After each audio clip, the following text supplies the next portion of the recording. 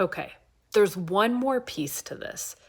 If you are powerful beyond belief, not psychologically, but as consciousness itself, then something important shifts. You become harder to move through fear. You're not rebellious, not defiant, you're just unhooked, okay? You don't react as quickly, you don't collapse as easily, you don't need someone to blame, you don't need constant reassurance. You're not organizing your identity around what's happening in your life. And that changes how you move through the world. Now, here's the truth. It's not dramatic, okay? But many systems function on fear. Media relies on threat to hold attention. Consumer culture relies on inadequacy to drive buying. Relationship dynamics can rely on dependency to maintain closeness. Even parts of self-help and therapy culture can unintentionally reinforce fragility, not because anyone's evil, but because fear is activated, and activation keeps things moving. When you think you're small, when you think you're powerless, when you think life is happening to you, you are easier to influence. Not controlled, but influenced. Okay? So when you remember who you are, when you recognize yourself as awareness, having a human experience, fear loses its leverage.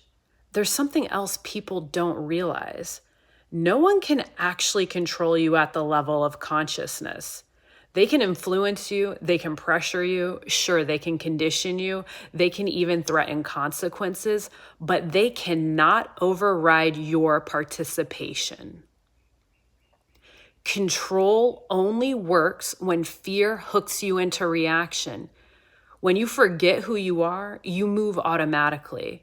When you remember who you are, you choose. That doesn't mean circumstances disappear.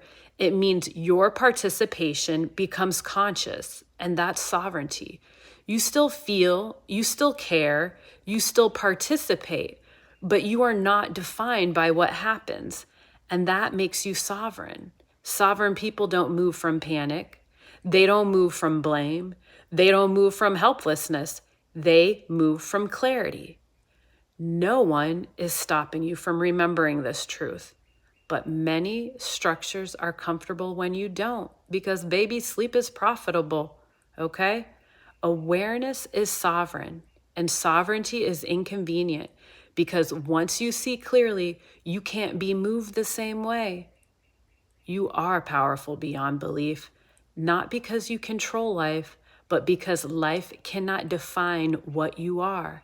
And once that's remembered, fear loses its grip. That's why this truth is disruptive. Not because it's dramatic, but because it makes you steady.